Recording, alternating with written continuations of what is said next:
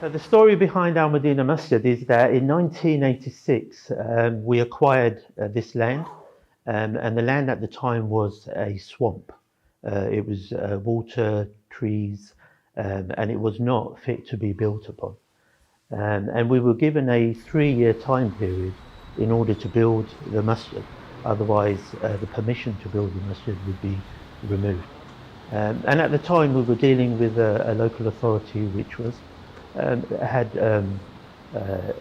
somewhat far-right tendencies. So the community was trying to establish itself, and it was a poor borough and a poor community. So it was quite a task that was asked of them. And so what they did was they mobilised as a community, and the first thing that they did was they built down 76 piles where the masjid now stands, in order to create a foundation upon which they could build. And that took an enormous amount of resources. I remember back in 1988, the cost of that was about £180,000, which was a lot of money. And then what happened, once that platform was built, the local authority came to us and said, this is now commercial land, and they asked us to pay them, I think at the time it was an annual rent of about £26,000, which was a hell of a lot of money. So the elders in the community at the time took a very brave decision, which I thought, which today I think benefits us as a community, and they agreed to purchase the land freehold for a cost of £250,000, and they negotiated that with the local authority, paid that, and I remember they paid £7,500 every 3 months. And I remember my father was one of them, and other members of the community would come from work. They were mostly manual workers. I remember this as a young kid, seeing my father quickly eat his food and then team up with his colleagues and go around the entire community trying to raise funds. And they did that whether it was raining, it was snowing, it was sunny. And that's the sacrifice the elders made at the time. And then what happened was thereafter, stage by stage, they began to build the masjid. First they built the first floor, they ran out of money, that came to a stop. We then had a construction company that was a Muslim company. They agreed to keep building until the money could be raised. So alhamdulillah, across the whole journey, we've been blessed to come across people who've been willing to support the project even when it hit difficulties. And then in 2005 we built what is now the education block, which was in fact for ladies because we were outgrowing the masjid. And in 2011 we spent over £1 million building what is now the community centre. So the complex today has been in build since 1986.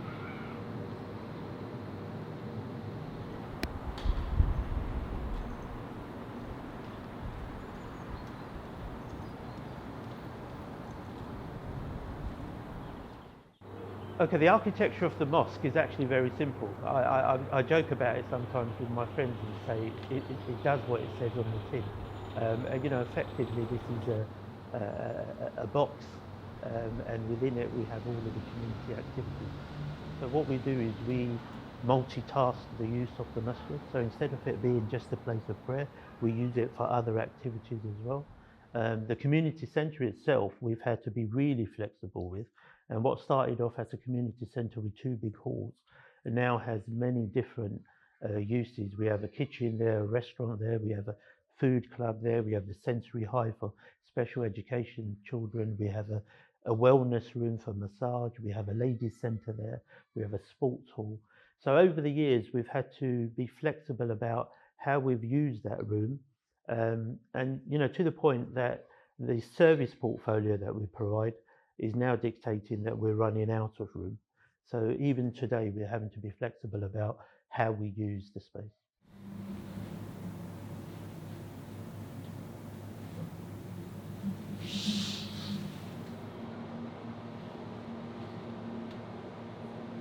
I'm coming in volunteering here about 4 years. Yeah. Every Friday.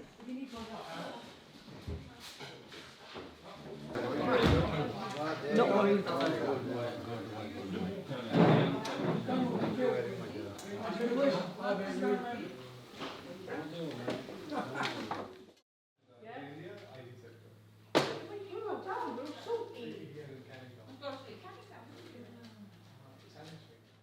Because it's got a wellness room, it's got a play area with the children, it's got, counselling, which we all need at times. But Barking Masjid, alhamdulillah, it has really helped. All these things they do for the community, that's what we need. That's how the community kind of builds up. Voluntary work. I'm a electrician by trade. I try to help out as much as I can. Small little odd jobs here and there, bits and pieces. I think the best development I've done here is a sensory room, to be honest. It's all for the little kids learning and that. It was a good challenge. We started from scratch. Took a few weeks to do and we got there. And quite proud of the work.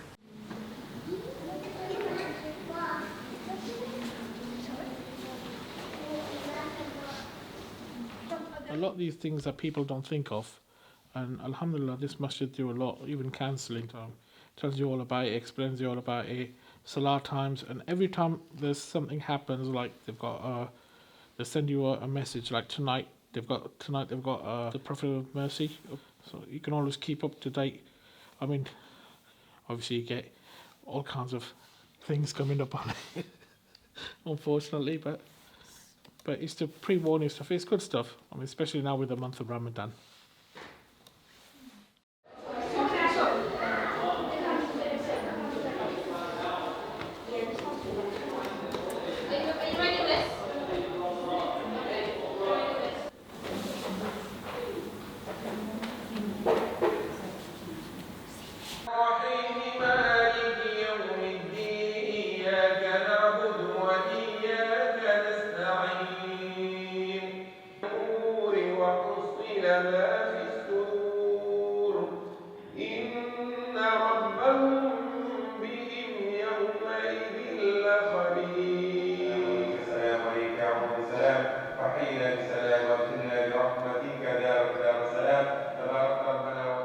When I come here, I feel like I'm home.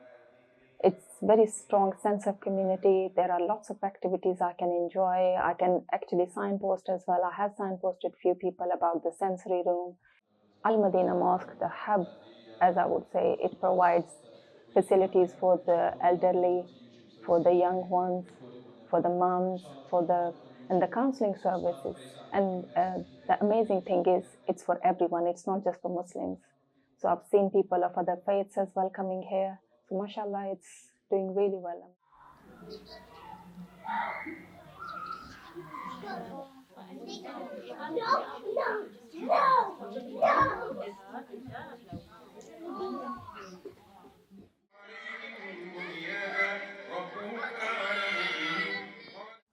The inspiration behind Little Souls was I used to take my daughter to a church group. So then I asked the masjid if we could start up a group in a mosque, and alhamdulillah they said yes. I feel really honoured that mums and children are allowed in the prayer hall on a Jummah to do what we need to do, make our noise, and then go. To have that environment in a masjid where it's welcoming, even the kids running around in the masjid, like, and associating it in a positive way. Like as a mum, I think it's really important to have spaces to go to, otherwise you feel kind of lonely in this journey of motherhood.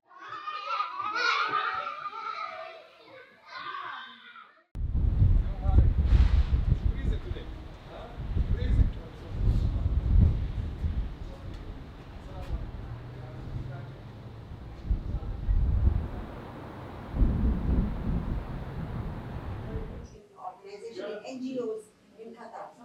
We were doing the events for special needs, charity.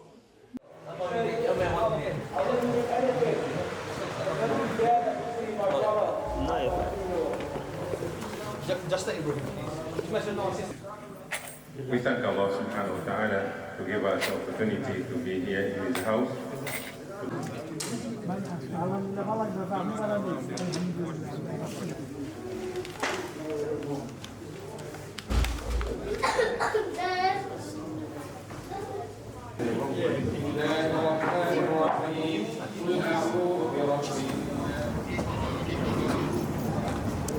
So really, you know, I said earlier on that we've tried to mimic the prophetic model, and the purpose of the masjid is to meet the needs of the community. So we use it for that. You know, it's a premises and a centre that the community can gravitate to, but also that we can go out from to our community. Now, I would say, you know, 65% of our work is done on the complex of the masjid. 35% of our work at this moment in time is done by reaching out to the community, which is in line with the prophetic model.